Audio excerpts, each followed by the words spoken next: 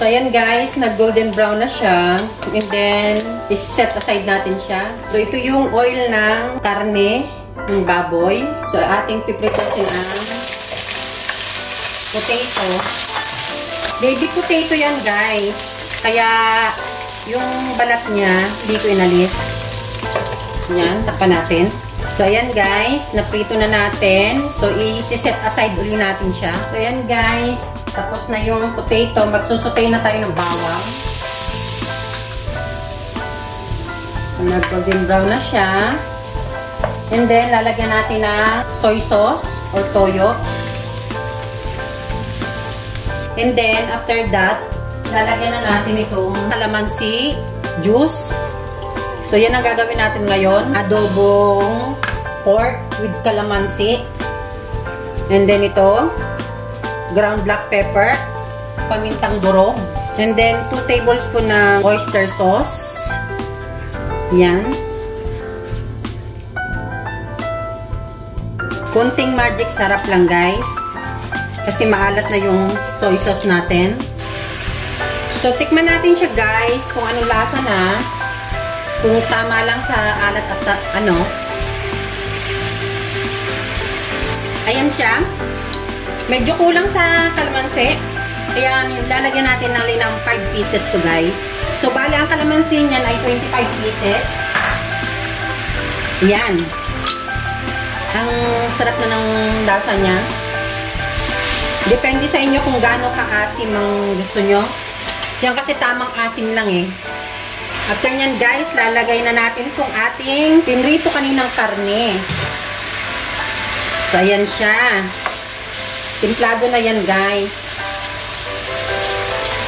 Lagyan natin ng sabaw.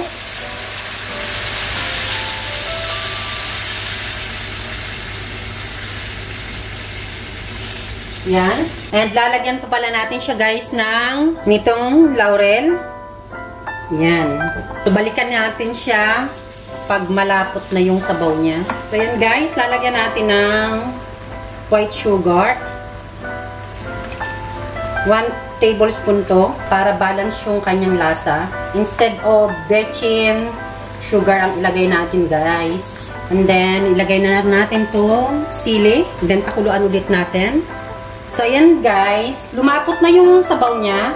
Ang gagawin naman natin sa sabaw is kukuha tayo. Dahil templado na yan, kukuha tayo ng mga at least ganito kadami. Kasi pipritusin natin ulit siya dyan para mag golden brown. Yung dumikit yung karne niya sa sauce niya. So, ayan. Kukuha tayo. And then later, ibabalik din natin tong sabaw na to. Pag lutong-luto na siya, naprito ko na ulit. So, ayan siya. Ito yung sauce niya na nakuha natin. Ngayon, ang gagawin natin is itong sauce niya na to, hayaan na natin siya dyang dumikit sa karne niya.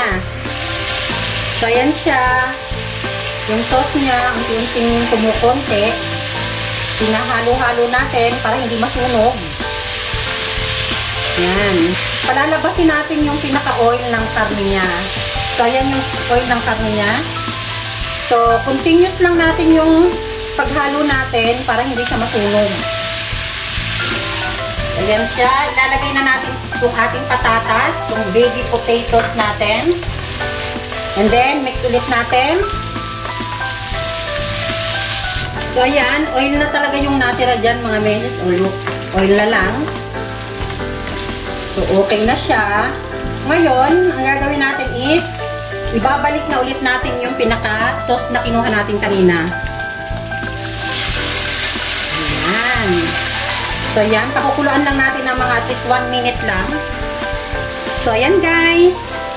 Done na ang ating pork adobo sa kalamansi. So, tapos na siya. Papatayin na natin yung apoy niya.